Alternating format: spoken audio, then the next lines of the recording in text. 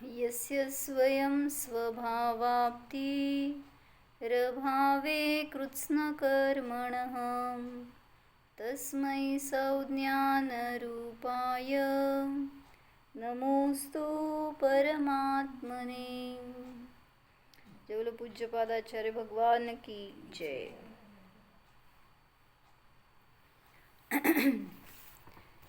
इष्टोपदेश ग्रंथ आहे पूज्यपादाचार्यांनी लिहिलेला. कोणासाठी लिहिला? माझ्यासाठी. माझ्यासाठी लिहिला.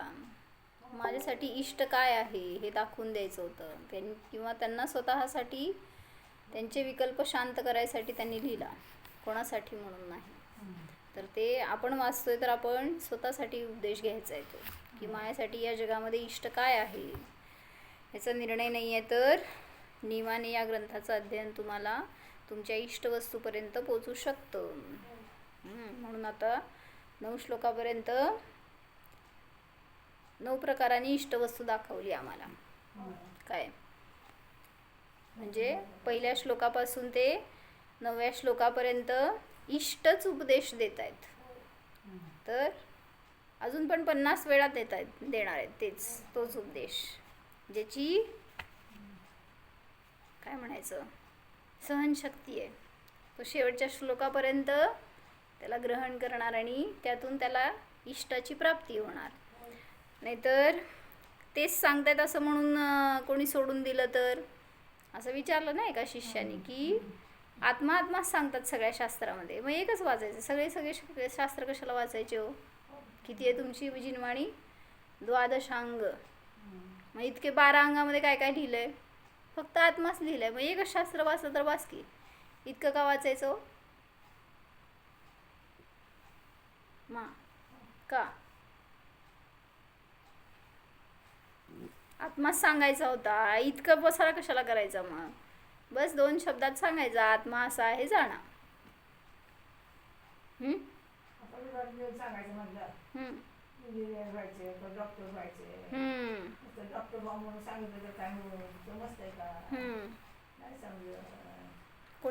कोणी म्हणलं राजा आहे तू.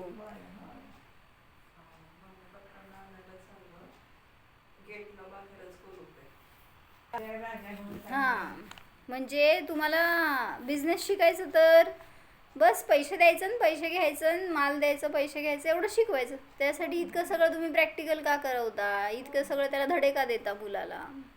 म्हणजे त्याच्याबरोबर राहणार, त्याला सगळं शिकवणार, त्याच्याबरोबर फिरणार, सगळी खरेदी दाखवणार, सगळं काय करायची गरज होती हो? काय फक्त पैसे इकडून द्यायचे आणि तिकडून घ्यायचे, एवढंच काम होतं. पण म्हटलं ना, बुद्धी आहे, वेळ आहे, शक्ती आहे, पण कला नाही आहे ती. मग हे समजावं की तुम्हाला तुमचा सगळा योग्य वापर कुठं होणार आहे, कसा होणार आहे, ह्याच्यासाठी इष्ट उपदेश दिला हा. म्हणजे तुम्ही म्हणजे ज्ञान आहे तर 2 शब्दात सांगितल्यावर तुमचा उपयोग टिकत नाही. त्या ज्ञानाला अजून खाद्य पाहिजे. म्हणजे ज्ञानाची तीक्ष्णता असते, काय त्या बुद्धीला थोडंसं अजून खाद्य पाहिजे असतं, म्हणून विस्तार करावा लागला. म्हणजे तुम्ही पिक्चरची स्टोरी आम्ही 2 मिनिटात तुम्हाला सांगितली, किती चालणार हो? ऐकणार, पण काय करणार? 3 तास बघणार का? 2 मिनिटामध्ये सांगितली होती ना स्टोरी. एक नायक आहे, एक नायिका आहे, एक विलन आहे, बस. आणि काय झालं? ते विलन शेवटी मेला, नायक नायिकाला मिळाला, बस. संपली का नाही हो स्टोरी? कळलं का नाही पिक्चर? तरी पण बघायला 3 तास का जाता मग? म्हणजे आहे ना, तुम्हाला विस्ताराची रुची आहे तर मग इथं लावा ना बुद्धी थोडी. सगळंच उपयोग लावत नाही आपण, ठीक आहे, पण तरीसुद्धा म्हटलं याच्या निमित्तातच कल्याण होणार आहे. तर थोडासा इथं पण उपयोग, आपलं ज्ञान क्षयक्षम इथं लावणं आवश्यक आहे. तर आपल्याला आपलं इष्ट काय आहे, हित कशात आहे ह्याचा निर्णय होईल आणि ती वस्तू आपल्याला प्राप्त होईल. आपल्याला वाटतं इष्ट कोण आहे हो? घरात कोणीतरी इष्ट आहे, किंवा मित्रांमध्ये कोणीतरी, मित्रमैत्रिणींमध्ये कोणीतरी इष्ट आहे. मग तेच धन संपत्ती, वैभव, चेतन वस्तू, अचेतन वस्तू काहीतरी इष्ट आहेत असं वाटतं त्याच्यामध्ये. मग त्याच्यासाठी त्यांनी 9वा श्लोक सांगितला की हे सगळे मिळालेले तुम्हाला इकडून तिकडून आलेले बस संयोगी आहेत, ते तुमचे इष्ट नाही आहेत ना अनिष्ट पण नाही आहेत, म्हणून तुम्ही त्यांच्याशी का ती व्याख्या जोडताय हे माझ्यासाठी इष्ट आहेत असं. म्हणून सांगितलं की निर्णय करा तुमच्या ज्ञानामध्ये, जे कोणी संयोगात आले त्यांचा वियोग होणार आहे, मग ते माझ्यासाठी इष्ट अनिष्ट नाहीत, ते तर फक्त ज्ञेय आहेत. मग माझा आत्माच माझ्याबरोबर तो मी आहे ह्याची प्रतीती झाली तर अनंत काळापर्यंत मला परद्रव्याकडून सुख मागण्याची किंवा त्याच्या अधीन राहण्याची गरज पडणार नाही, हे सांगितलं. आता 10व्या श्लोकामध्ये सांगतायत की म्हणजे 9व्या श्लोकामध्ये काय सांगितलं की हे सगळे परिवारजन एकत्र आलेत तुमच्याबरोबर, बरोबर, तर त्यात कोणीतरी सुखाला कारण वाटतं, कोणीतरी दुःखाला कारण वाटतं, कोणीतरी मित्र वाटतं, कोणीतरी शत्रू वाटतो.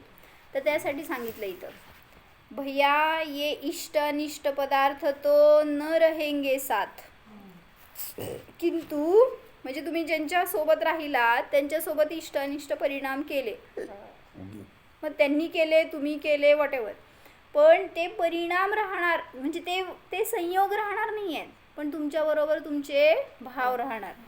जो हर्ष और विषाद किया है उसका संस्कार तुम्हारे साथ रहेगा और परभव में क्लेश पैदा करेगा.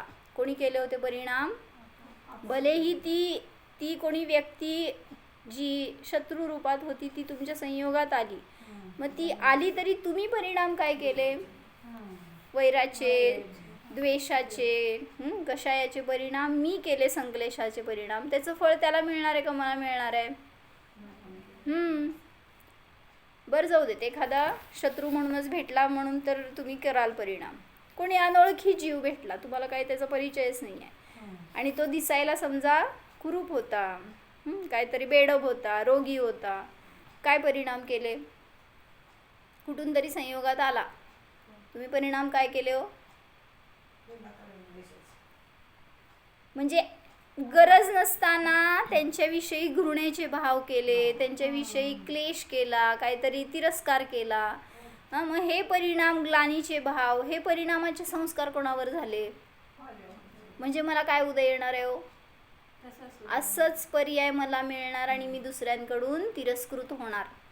म्हणजे म्हणून सांगतायत ते संस्कार आपल्या बरोबर राहणार आहे, तर चांगले संस्कार करा ना. कशाला आपल्याला त्या कुठल्याही ज्ञेयाकडं बघून आपण लगेच काय ना काही विपरीत परिणाम करतो, हे चुकीचं आहे, हे सांगितलं. तर हे संस्कार तुम्हाला परभवामध्ये क्लेश उत्पन्न करतात. इस कारण इष्ट वस्तु पर राग मत करो, और जो कोई अनिष्ट पदार्थ है उनसे, व जो प्राणी विराधक है, अपमान करने वाले हैं या अपना घात करने वाले हैं, बर्बादी करने वाले हैं, ऐसे प्राणियों से भी अंतर में द्वेष मत करो. काय म्हटलं? इष्ट वस्तूशी राग करू नका आणि अनिष्ट वस्तूशी द्वेष करू नका. करता का हो तुम्ही? काय करता? मग काय समजलं आपल्याला? शरीर इष्ट आहे का अनिष्ट आहे हो? रागाला कारण आहे का द्वेषाला कारण आहे? काय म्हटलं तर पकडत आहे ते शरीर तुम्हाला. म्हणजे ते चांगलं आहे म्हटलं तरी पकडणार आहे आणि वाईट आहे म्हटलं तरी पकडणार आहे तुम्हाला. म्हणून सांगायचं त्याला ज्ञेय बघा. म्हणून इष्ट वस्तूवर राग नको आणि अनिष्ट वस्तूवर किंवा जे कोणी तुमचा घात करणारे आहेत, निंदा करणारे आहेत, तुम्हाला त्रास देणारे त्यांच्याविषयी सुद्धा द्वेष नको. ह्याच्यासाठी खूप ब्रॉड माइंडेड पाहिजे, ती दृष्टिकोन असा विशाल पाहिजे त्याच्यासाठी. तर तुम्हाला दिसेल समोरचा व्यक्ती शत्रू नाही आहे, जीव आहे. प्रयोग करायला पाहिजे. बचाव करना भले ही किन्हीं परिस्थितियों में आवश्यक हो, पर अंतरंग में द्वेष मत लाओ. कदाचित तुम्ही त्या शत्रूपासून बचाव करण्यासाठी काहीतरी कराल प्रयत्न. जसं काल आम्हाला इथं विंचू दिसला होता. काय झालं हो? द्वेष झाला का? द्वेषच झाला. राग म्हणजे प्रेम झाला का त्याच्याविषयी? प्रेम झाला असतं तर ठेवून गेला असतं की नाही, घेतलं असतं इथं आम्ही. हां, मग लगेच त्याला बाहेर काढायसाठी किती प्रयत्न, कुठून कसं जोडायचं, कुठं पळतंय का, कुठून पकडायचं, सगळे परिणाम म्हणजे काय केलं, द्वेषच. आता आता विचारात आलाच की नाही तो, म्हणजे काय केला हो, संस्कार धरलाय का नाही आपण. म्हणून सांगतायत त्यांनी की भलेही त्याच्यापासून बचाव कराल तुम्ही, पण अंतरंगामध्ये त्याच्याविषयीचे गैरभाव ठेवू नकात.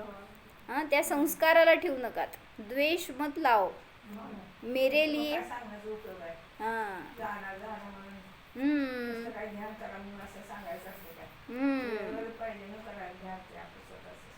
बरोबर.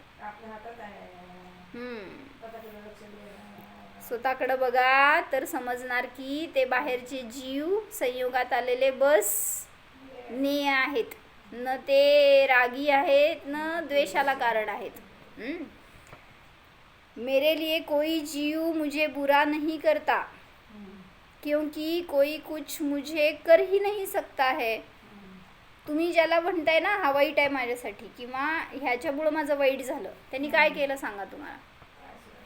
कोणी एक XYZ, समजा सासूबाईंनी तुमचं वाईट केलं, काय केलं, काय झालं तुमच्यामध्ये, तुमचं वाईट झालं म्हणजे काय झालं, तुमची निंदा केली समजा, तुम्हाला नावं ठेवली, वाईट काय झालं. असं सासूबाई म्हणते, सुनबाई म्हणतात की थांबा सुधांना. म्हणजे प्रॅक्टिकली जेव्हा तिथं आली ना वेळ समोर, त्यावेळेस तिथं उलट ते व्हायला पाहिजे प्रयोग तसा, की जरी त्यांनी काय म्हणले तरी सुद्धा मला काय केलंय, ठीक आहे माझी चूक झाली नाही झाली. हां, बरोबर आहे, ह्या दोन्हीकडनं बोलणार आहेत सुना. काय सासूबाई काय करतच नाहीत, आणि केलं तर मधी मधीच करते, म्हणजे काय करावं मग त्यांनी जगाव खमरावं बिचाऱ्यांनी.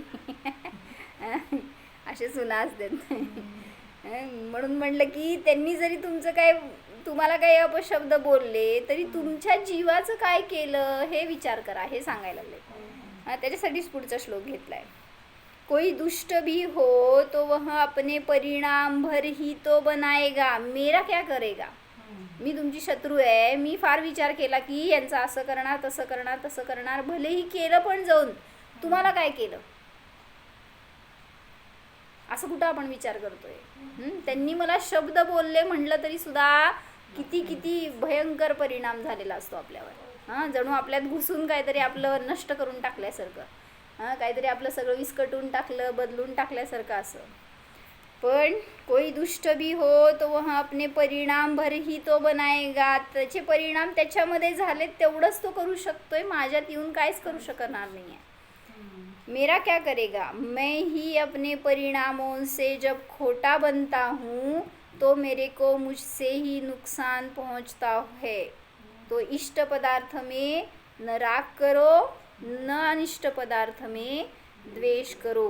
मग याच्यासाठी वर्णीजींनी ते उदाहरण दिलं होतं ना, मुलाचं एका छोट्या कुठलं, ती 2 मुलं होती आणि एकमेकापासून 20 फुटावर उभारली होती लांब. हां, तो 20 फुटावर उभारलेला दुसरा मुलगा त्यांनी काय केलं, काय चाळे केले, हात वाकडं केलं, तोंड वाकडं केलं, जीभ दाखवली, असं केलं होय. मान्ना दिसलं वाचून शब्दातनं.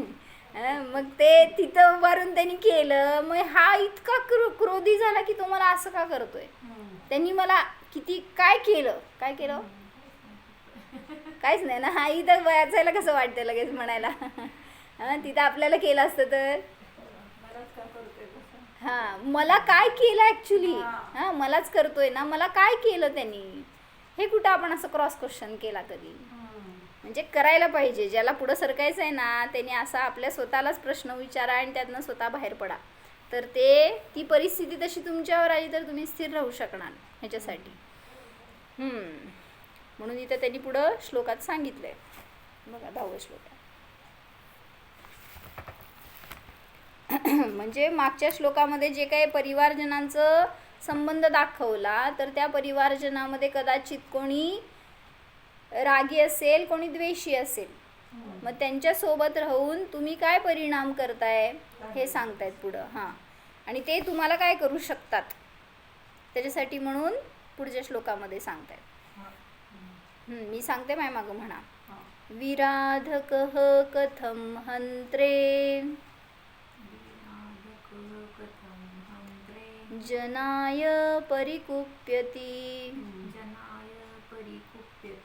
त्र्यङ्गुलं पातयन् पद्भ्याम् त्र्यङ्गुलं पातयन् पद्भ्याम्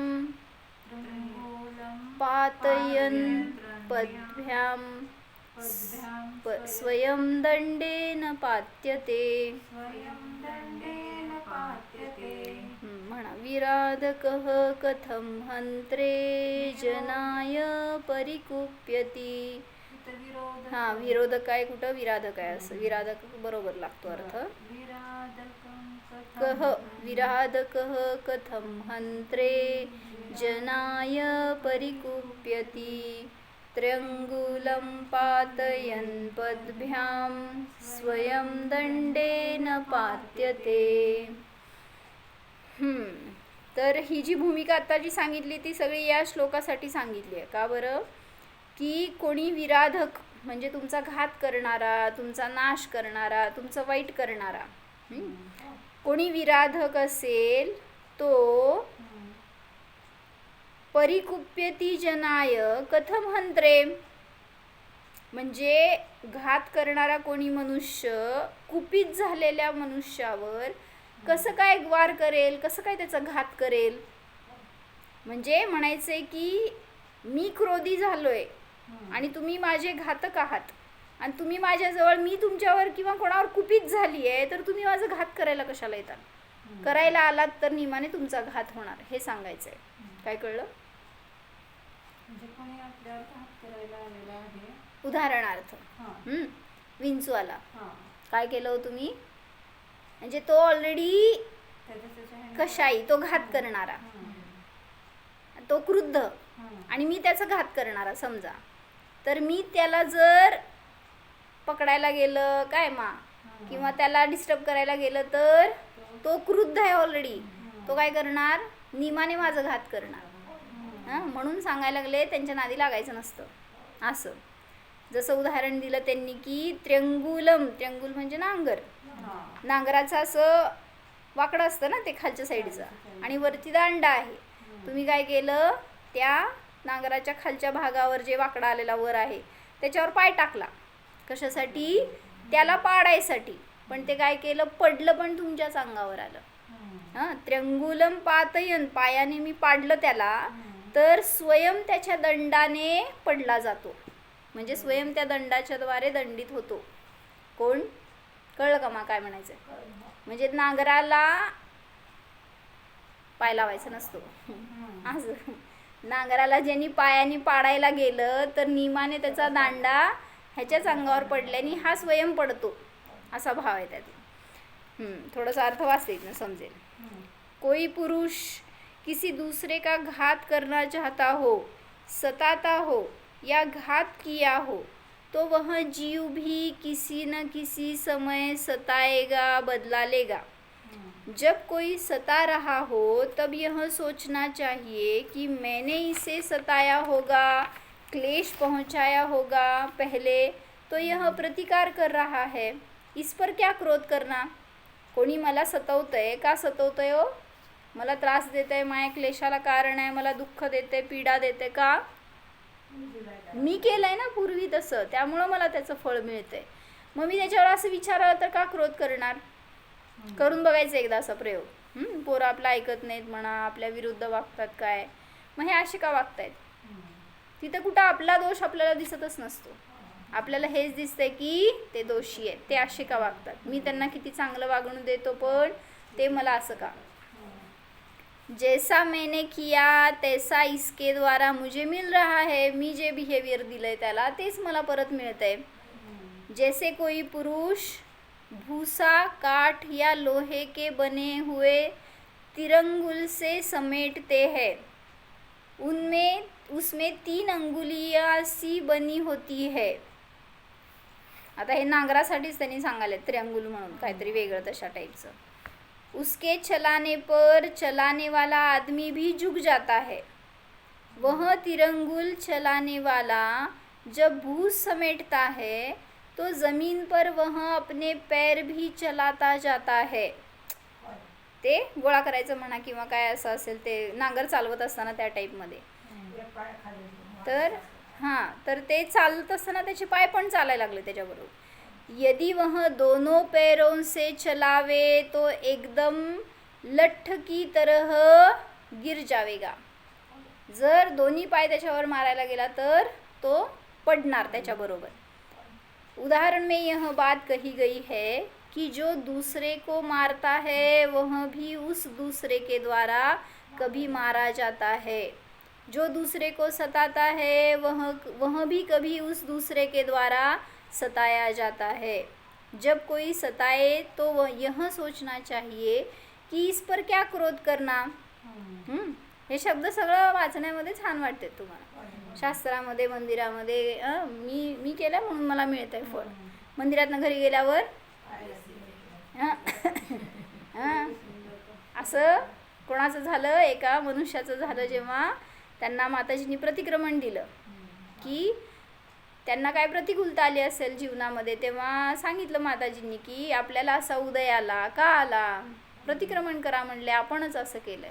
इतका राग आला त्या मनुष्याला, मी इथं इतकं डिस्टर्ब झालोय, इतकं त्रास व्हायलाय मला, आणि परत ह्यांनी काय करतायत अजून ते काय म्हणतात जखमेला कसं अजून तुम्ही मलम नव्हे हो उकरल्यासारखं अजून. म्हणजे मी ऑलरेडी इतकं डिस्टर्ब झालोय आणि मला तुम्ही सांत्वना देण्याचं सोडून तूच केलंय, तुझंच आहे असं म्हणल्यावर तुम्हाला कसं वाटेल हो. म्हणजे त्या कंडिशन मध्ये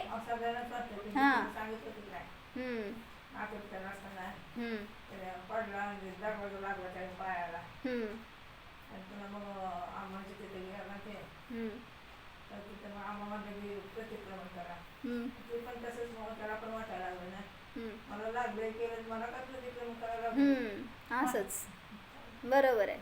काय मग काय ते दाराला प्रतिक्रमण द्यायचं का का प्रायश्चित्त द्यायचं. म्हणजे म्हणायचे की तेव्हा आपल्या ज्ञानाची परीक्षा असते, आपल्या सहनशक्तीची परीक्षा असते, आपल्या श्रद्धेची परीक्षा असते. म्हणजे खरोखर मला श्रद्धा असेल ना तर तिथं स्वीकार होतो की हो माझं आहे हे म्हणून मला मिळतं आहे. आणि मी हे थोडा वेळ गेल्यावर त्या माणसाला स्वीकार झालं, त्या माणसाने परत येऊन मागितलं बरं का प्रतिक्रमण. पण त्यावेळेस जसं कुठल्या त्याच्या मुलाने त्याला त्रास दिला होता आणि येऊन त्यांनी अम्मांकडे उभारले. आता एक्सपेक्ट काय होतं अम्मांच्या समोरून, त्या मुलाला काहीतरी सांगावं, त्या मुलाला बदलावं, त्याला ओरडावं, त्याला प्रायश्चित्त द्यावं. पण अम्मांनी काय केलं होतं, त्याच मनुष्याला प्रायश्चित्त दिलं होतं. म्हटल्यावर अजून थोडा राग होतो मग. म्हणून सांगायचे स्वीकार करत जावा, तर तिथं पुढं गुरु सांगतात ते चुकीचं नसतं. शास्त्र सांगताय, भगवान सांगतात ती खरं आहे, योग्य आहे, एवढंच बस विश्वास ठेवायचा आहे तुम्हाला. माझ्यासाठी खरं काय आहे, योग्य काय आहे त्याचाच उपदेश देत आहेत. चुकीचं तर ते सांगणार नाही आहेत. फक्त ते आपल्याला ॲक्सेप्ट होत नाही म्हणून संसार वाढतोय. म्हणून त्यांनी सांगितलं की जो कोणी तुम्हाला कधी सतवलेला असेल, कधी कधी मारलेला असेल, कभी उस दूसरे के द्वारा सताया जाता है. जब कोई सताए तो यह सोचना चाहिए कि इस पर क्या क्रोध करना, मैंने ही किसी समय में इसका बुरा किया है, कर्म बंध किया है, उसके उदय में यह घटना आ गई है. म्हणजे मी केलेलं वाईट म्हणून माझ्याबरोबर असं वाईट होतंय, हे एवढं समजायला अक्कल नसती त्यावेळेस. त्यावेळेस काय ते ज्ञान घास चराने को गया रहता है असं म्हणतात. त्यावेळेस ते ज्ञान आपलं कुठं गेलेलं असतं, आंधळं झालेलं असतं. किसी समय में मैंने ही इसका बुरा किया है, कर्म बंध किया है, उसके उदय में यह घटना आ गई है, इसमें दूसरे पर क्या क्रोध करना. हे सगळं विचार येतात ते शहाणे बनतात, ते ज्ञानी बनतात. आणि ज्यांना याच्या विरुद्ध विचार येतात ते नियमाने अज्ञानामध्ये राहतात. म्हणून ज्याला ज्ञानी बनायचं आहे त्यांनी ज्ञानाचा विचार करा, त्यांनी काय म्हणायचं स्वतःच्या दोषांचा विचार करा, त्याचं प्रतिक्रमण करा, तर त्यातून सुटू शकणार. म्हणून ह्याच्यासाठी सांगायची होती घटना बरं का काल. काय की तुम्ही कोणाचं वाईट करणार तर नियमाने तुम्हाला त्याचं वाईट फळ मिळणार. ठेवायचं. तर त्यासाठी सांगितलं होतं काल. कालीचरण नावाचा चोर होता, सांगत होते ना काल. तर काय झालं की निष्णात चोर होता एकदम, त्याला कधी कोणी पकडू शकत नव्हतं. आणि एक दिवस त्याला विचार आला की आपण आज काहीतरी मोठा हात मारावा. मग त्यासाठी पहिल्यांदा चांगलं ड्रेसिंग पाहिजे, चांगलं वेश पाहिजे असं. म्हणून त्यांनी काय केलं, चांगले एकदम कपडे घातले आणि एका न्हाव्याकडे गेला वेश बदलून, आपलं सगळं कटिंग करून घ्यायला किंवा नेल्स कट करायला वगैरे असं. मग तो गेला आणि तिथं बघितलं त्यांनी, तर त्या न्हाव्याला वाटलं की किती मोठा माणूस आहे आणि आपल्याला मस्त मिळणार, पैसा भरपूर मिळणार असं. आणि त्यांनी त्याच्या लोभानी त्याचं सगळं करून दिली हजामत. आणि सगळं झाल्यावर हा म्हटला, अरे अच्छा माझी सुवर्ण थैली घरीच राहिली म्हणला, सुवर्ण मोहरांची थैली. म्हटला मी आणून देतो तुला, तू पाहिजे तुझ्या मुलाला माझ्याबरोबर पाठव, मी त्याच्याबरोबर पाठवून देतो. मग राहू दे साहेब, कशाला, तुम्ही परत आल्यावर द्या असं त्याचं आपलं म्हणायचं काम नाही. म्हणला मी देतो, तुझ्या मुलाला माझ्याबरोबर पाठव. बरं म्हणला, त्याला तेच पाहिजे होतं. आणि ते होतं छोटं 6 वर्षाचा मुलगा, त्याला घेऊन गेला हा. आणि गेला कुठं गेला, त्याच नगराच्या दुसऱ्या साईडला, इकडं हे पूर्वेला होतं तर पश्चिमेला घेऊन गेला त्या मुलाला. आणि तिथे एक मोठं शोरूम होतं कपड्याचं, आणि तिथं त्याला बाहेर बसवलं त्या दुकानाच्या, त्या मुलाला. आणि हा आत गेला आणि त्याच्या अंगावरचं पोशाख वगैरे बघितल्यावर तिथल्या माणसांनी भरपूर चांगले चांगले कपडे त्याला दाखवले आणि सगळे सिलेक्ट करून कलेक्ट करून घेतले. आणि म्हणलं, अरे अच्छा माझी सुवर्ण थैली घरातच राहिली म्हणली, सुवर्ण मोहरांची थैली. म्हणला मी हे घेऊन जातो पोटली आणि आणून देतो, तोपर्यंत तुम्हाला ऐवज म्हणून मी माझा मुलगा ठेवून जातो इथं. कुठं आहे, बाहेर बसलाय ना तो मुलगा, तो इथं बसेल, मी घरी जाऊन पोटली आणेपर्यंत त्याला ठेवून द्या, तुम्हाला काय म्हणते ते ठेव म्हणून तोपर्यंत. मग त्या दुकानदारांना काय वाटलं, इतका मोठा माणूस आहे आणि काय त्याच्याकडे असलं चिल्लर गोष्टीसाठी आपण काय बघायचं. ठीक आहे म्हणले ते. आणि हे गेला आणि त्यांनी त्याच्या आईच्या जवळ समोर नेऊन ते सगळे कपडे, ते वस्त्र, ते सगळं उंची सामान ठेवलं आणि सांगितलं हे तुझ्यासाठी. मग ती आईनी खुश झाली आणि तिने त्याला शाबासकी दिली.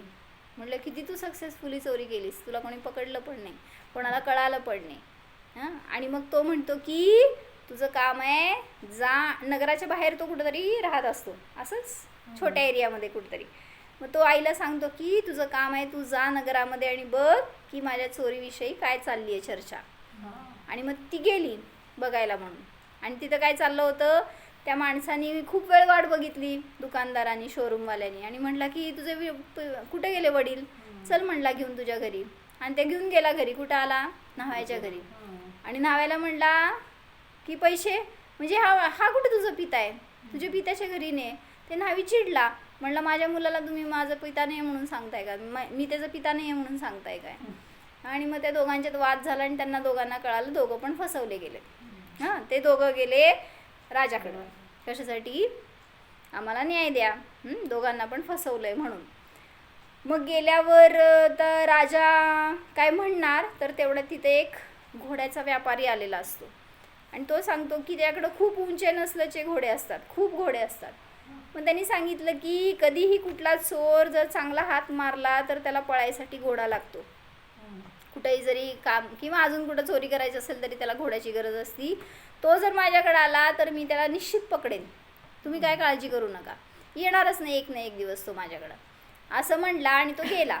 2 दिवसांनी एक नर्तकी आली आणि राजाला म्हणते की जर त्याला चांगला हात पडला असेल, कुठं त्याला चांगलं धन मिळालं असेल चोराला, तर तो थोडीशी मस्ती करायला म्हणून नर्तकीकडं पैसे उडवायला असं येत असतो. म्हणला माझ्याकडं, ती म्हणाली माझ्याकडं आला तर मी त्याला पकडणारच, तुम्ही काय काळजी करू नका, मी तुमच्या स्वाधीन करून टाकेन त्याला पकडून.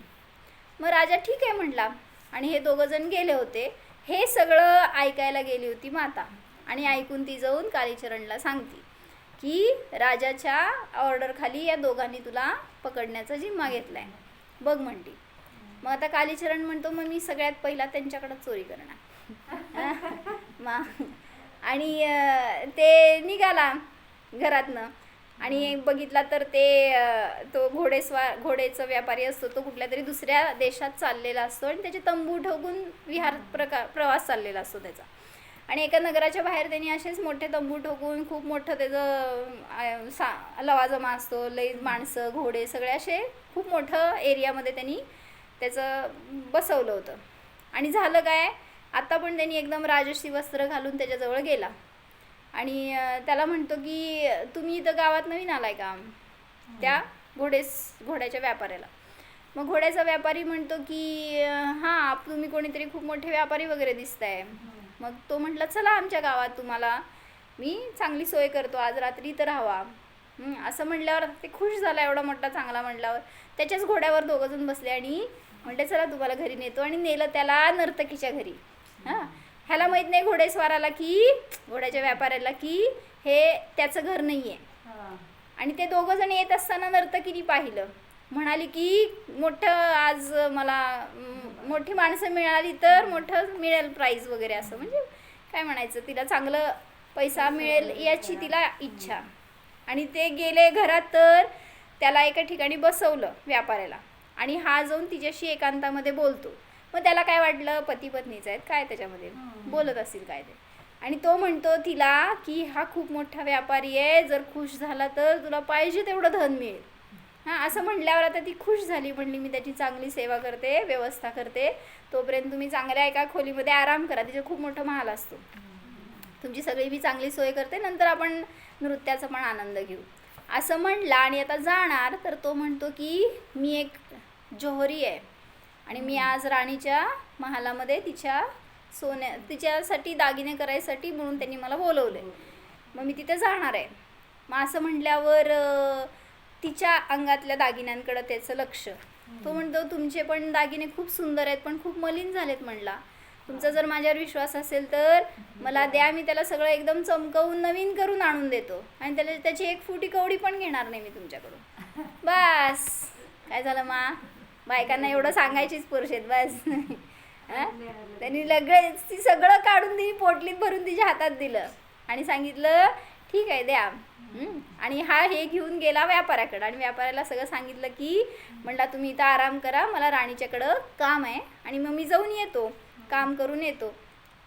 म्हणला माझी थोडीशी सोय करा, मला जायला वेळ कमी आहे, त्यामुळं मला फास्ट जायचं आहे, मग तुमचा घोडा घेऊन जाऊ का. अवश्य. काय झालं, वश झाला त्याच्या. तुझ्याच घरात राहतोय मी, कुठं जाणार आहे मग, असं त्याची भावना. तुझी बायको इथंच आहे, सगळं घर इथं, परिवार आहे म्हणल्यावर सगळं इथंच आहे, तर कुठं जाणार आहे तू. आणि गेला हा, पसार झाला आणि जाऊन आपल्या आईच्या पायावर सगळं ठेवतो. हे चांगलं एकदम उत्तम नसल्याचं घोडा आहे आणि हे सगळं दागिने वगैरे तुझ्यासाठी. लगेच आई खुश. आता काय केलं, परत काम लावलं आईला की जा म्हटला नगरामध्ये, माझ्या चोरीची काय चालली आहे बात खबर बघून ये. आणि असं म्हणल्यावर आई गेली नगरात, आणि ह्या दोघांना तोपर्यंत कळालं होतं की आपण फसवले गेलोय. परत दोघं राजाकडे गेली आणि सांगितले की आम्हाला धोका झाला आहे आमच्याबरोबर. मग हे राजा ऐकला की चिडला आणि त्यांनी कोतवालाला बोलवलं आणि सांगितलं तुला फक्त 5 दिवसाची मुदत देतो मी, 5 दिवसात जर त्याला आणून नाही माझ्यासमोर उभं केलं तर तुला दंड देणार. मग तो कोतवाल पण चिडला, म्हणला माझ्या नगरात असं उधम मचवणारा कोण आहे, मी त्याला पकडणारच. आणि ही न्यूज गेली आईकडून कालीचरणकडे. कालीचरणनी काय म्हणला, आता मी कोतवालालाच पकडणार. म्हणजे पहिला त्याच्याकडं चोरी करणार आहे. आणि आता त्याचं लक्ष होतं कोतवालावर, आणि कोतवाल जात होता जुगारच्या अड्ड्यामध्ये. आणि हा एकदम पट्टाईचा जुगारी होता कालीचरण. आणि तो गेला, तिथं गेल्यावर बघितलं तर तो आला होता, हा वेश बदलून गेला होता, त्याला काय माहिती आहे, कोणाला बघून माहीत नसतं. त्यामुळं मग हा कोतवाल बसला जुआ खेळायला आणि हा बसला त्याच्यासोबत. आणि आता हे एकदम पटाईत असतो, त्यामुळं प्रत्येक डाव जिंकतोय आणि तो हारतोय. आणि त्याने आपलं सगळं हळूहळू करत सगळं लावलं दावावर, कोणी कोतवालाने, आणि त्याची सगळं संपत्ती पण गेली बरं का. मग आता तो हारला होता जवळपास, पण हार मानायची तयारी नव्हती त्याची. तो म्हणला अजून माझ्याकडं राजसी अंगठी आहे, कारण राजदरबारात काम करणाऱ्यांकडं ते एक असते. तो म्हणला माझ्याकडे अजून एक अंगठी आहे. मग तो मनात म्हणतो तीच पाहिजे म्हणून तर बसलोय अजून. आणि मग त्यांनी ती पण डावावर लावली आणि शेवटचा डावसुद्धा तो हारतो आणि ह्याला ती अंगठी मिळाली कालीचरणला. तेवढ्यात राजाचे सैनिक आले आणि त्यांनी सांगितलं कोतवालाला अर्जंट राजाने बोलवले. तो सगळं ह्यांनी धन घेतलं आणि हा निघून गेला. आता ह्याच्या डोक्यामध्ये काय प्लॅन, तो गेला त्या कोतवालाच्या घरी आणि त्या घरी असते त्याची बायको. आणि त्या बायकोला सांगितलं की तुमच्या नवऱ्याला राजाच्या सैनिकांनी पकडून नेलंय, त्यांच्यावर आळ आलाय, त्यांना जेलमध्ये टाकणार आहेत. आणि मग ती घाबरती, म्हणली असं काय झालं. म्हणली तो म्हणतो की घाबरू नका, तुमच्याजवळ असलेलं सगळं धन त्यांनी सांगितलं की सुरक्षित ठेवायला, त्यासाठी मला पाठवले. मग आता ती म्हणती की मी कसं काय विश्वास ठेवू तुझ्याजवळ. काय केलं, ही तुमची अंगठी नवऱ्याची बघितली की म्हणली ही तर नवऱ्याचीच अंगठी आहे. आणि घरातलं सगळं ऐवज काय काय होतं ना, सगळं पोटलीमध्ये इतकं मोठं बांधून काय म्हणत पोत्याने म्हटलं तुम्ही कसं देणार, काय काळजी करू नका मी नेतो म्हटला. झालं, उचलून सगळं घबाड कुठं नेला हो, आईच्या चरणावर ठेवलं नेऊन परत. आणि परत आता आईला काय सांगितलं, जा आणि काय चाललंय राजदरबारात बघून ये. आणि आता हे कोतवालाला सगळं कळालं की कोतवाल गेला राजाकडं. आता राजा क्रुद्ध म्हटला की असा कोण आहे, त्याला कोण पकडू शकत नाही, त्याला मीच पकडणार. काय मग राजा असं म्हणल्यावर आता ते आई आली आणि कालीचरणला सांगते की यावेळेस राजानेच तुला पाकडायचा जिम्मा उचललाय. असं म्हणल्यावर तो काय म्हणाला कालीचरण, आता मी राजाकडेच चोरी करणार आहे. कोण नाही तर कोण नाही, सगळे जणांच्याकडं मी पास झालोय म्हणल्यावर तर लास्टचा हात राजाकडेच घालायला पाहिजे. आणि मग तो गेला वेश बदलून एका न्हाव्याच्या रूपामध्ये गेला राजाच्या दरबारात. आणि तिथं गेल्यावर त्यांनी सांगितलं की मी खूप उत्तम मसाज करू शकतो. आणि राजा पण सगळं शहानिशा करतो, काय नाही त्याच्याजवळ आणि चांगला आहे म्हटल्यावर करायला लावली. आणि त्या दिवशी राजा खूप दमलेला असतो आणि त्याला झोपवलं, त्याची मसाज अशी केली, सगळं पाठ डोकं वगैरे सगळं दाबून मसाज करून दिली की राजा गाढ झोपला. काय झालं, राजाचा मुकुट आणि काय त्याची तलवार असं काय काय होतं ऐवज त्याच्याजवळ काढून ठेवलेलं सगळं एका पोटलीत बांधून मागच्या दरवाज्यातनं बाहेर टाकलं. आणि आपलं सहज निघून गेला, कोणाला कळलं पण नाही. हे सगळं झालं आणि राजाला कळालं की चोरांनी मला पण फसवलं, म्हणजे मला पण लुटलंय. आता राजा परेशान झाला, दवंडी पेटवली की त्या चोराला कोणी पकडून दिलं तर त्याला इनाम. आणि असेच दिवस जात राहिले. आता हा कालीचरण सॅटिस्फाईड होता, बास आता लय दिवस आता चोरी करायची नाही, आता भरपूर मिळालंय असं. त्यामुळे तो चोरी करत नव्हता कुठं आता. आणि त्याच दरम्यान त्याला एका साधूंची भेट झाली. एका रस्त्यावर कुठंतरी जंगलामध्ये प्रवचन चालू होतं. आणि ते चालू असताना हा त्या रस्त्यावरून जात असताना बस त्यांना मुद्रा दिसली त्यांची. आणि ती इतकी प्रसन्न मुद्रा होती, इतका आनंद होता त्या चेहऱ्यावर, इतके समाधानी होते ना, ते बघितलं की त्या इम्प्रेस झाला आणि तिथे जाऊन त्या प्रवचनाला बसला तो. आणि ते ऐकलं जे काय असेल ते. त्याच्यामध्ये त्यांनी सांगितलं साधूंनी हेच वाक्य आपलं आत्ता काय चाललं होतं, जर मी कोणाला पीडा दिली तर नियमाने मला सुद्धा तसंच दुःख भोगावं लागणार. कोणालाही पीडा देऊन कोणीही सुखी होऊ शकणार नाहीच. एवढं वाक्य ते त्यांनी 2-4 लाईनमध्ये 2-4 प्रकारांनी जे समजवलं ना, त्याला खूप बिंबलं. आणि तो विचार करतो की मी तर चोर आहे आणि मी चोरी करणारा नियमाने माझ्यानिमित्तच सगळेजण दुःखी होत आहेत, मग मी काय करावं, असा हा त्याचा विचार चालू होता. प्रवचन संपलं, सगळे घरी गेले. आणि त्यावेळेस हा तिथं त्यांच्याजवळ बसला, साधूंच्या जवळ. आणि त्यांनी विचारलं, म्हटला की माझं तर प्रोफेशन आहे, मी तर चोरी करतोय, आणि मग तुम्ही सांगताय की दुसऱ्याला पीडा दिलं तर नियमाने आपल्याला पीडा भोगावी लागते, मग मी काय करू. मग काय सांगितलं साधूंनी, थांबा, नाही तो नव्हता खरं बोलणे.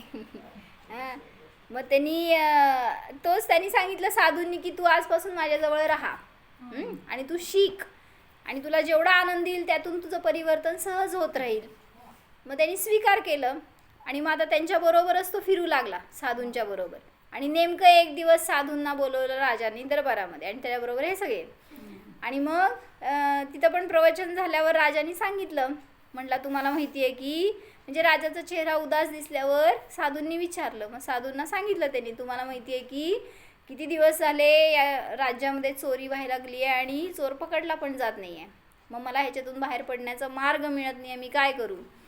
मग त्यावेळेस तुम्ही मला चोर शोधून देऊ शकता का, असं कोणाला विचारलं. राजानी साधूंना विचारलं. साधूंनी लगेच बोलवलं कालीचरणला आणि सांगितलं हा तुमचा चोर. मग काय केलं राजानी?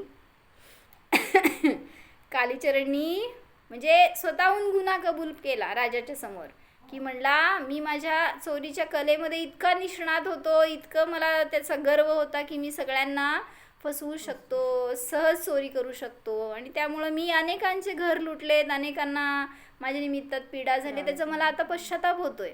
आणि त्यांनी सगळं त्याच्याजवळ असलेलं धन वैभव लुटलेलं जे जे होतं ना, सगळं आणून राजाच्या समोर ठेवलं.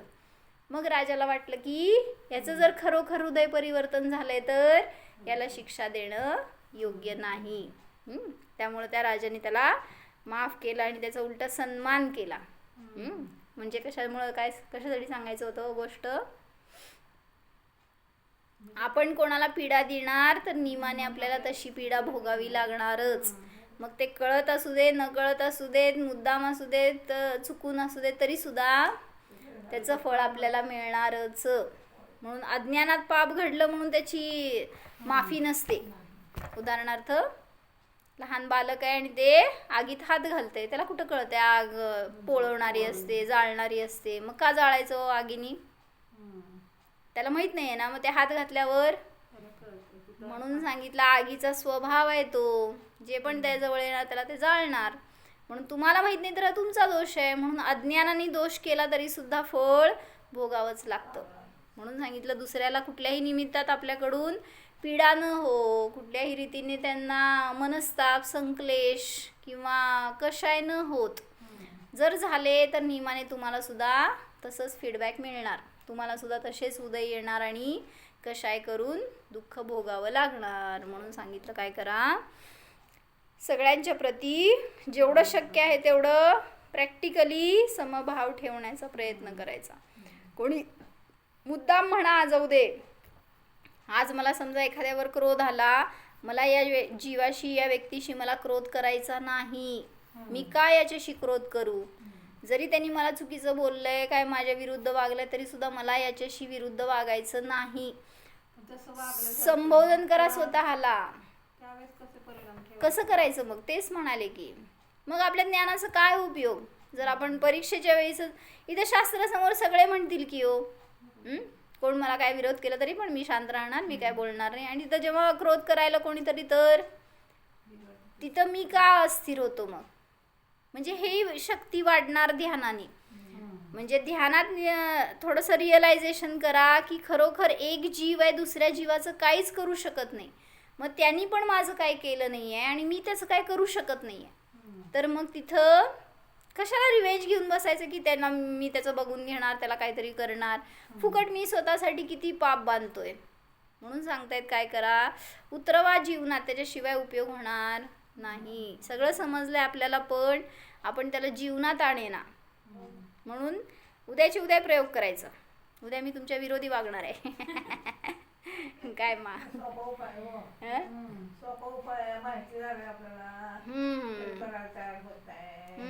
जाऊ दे, शरीरच आहे ना, किती विरोधी वागतं आपल्या ते. भूक लागल्यावर किती त्रास देतं, झोप नाही आला तर किती त्रास देतं, काहीतरी रोग झाला तर किती त्रास देतं. मग तिथं आपली का नाही सहनशीलता राहत? तिथं का आपण त्या प्रतिकूलतेला लगेच विरोध करायला जातो? म्हणून सांगतायत ना, सगळीकडे आपल्याला उलटं स्थिर करायला अनेक प्रसंग येतात, पण आपण त्या सगळ्या प्रसंगांना बळी पडतो. म्हणून सांगतायत काय करा, आपली शक्ती जाणा, थोडंसं ध्यानाने आपलं अनुभव करा, आपलं अस्तित्व आहे हे वेगळं जाणा, तर तिथं त्या परिस्थितीमधून आपण सहजतेने बाहेर पडू शकणार. आपल्याला भेदज्ञान पाहिजे. हे सगळं मी जाणणार आहे, त्याच्याशी मी अभेद नाही आहे, सगळं चालू आहे ते नष्ट होणार आहे, ते म्हणजे माझा स्वभाव नाही, असं जाणायला पाहिजे. हो,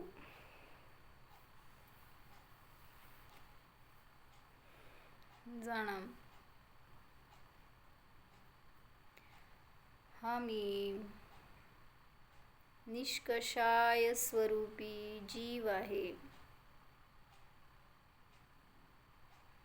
पहा, या जीवामध्ये क्रोध नाही, मान नाही, माया नाही, लोभ नाही, राग नाही, द्वेष नाही, मोह नाहीच.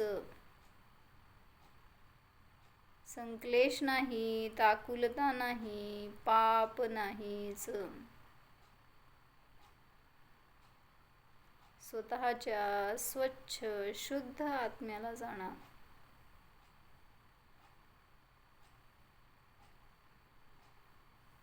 पवित्र स्वरूप आहे जाणा. या स्वभावामध्ये अपवित्रता नाहीच.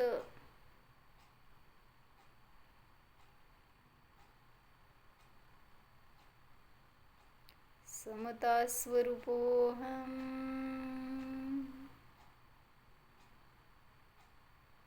ज्ञाता द्रष्टा स्वरूपोऽहम्.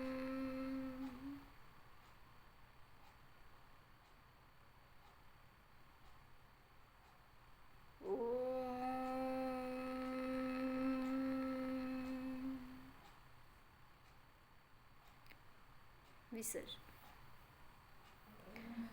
नमो अरिहंताणं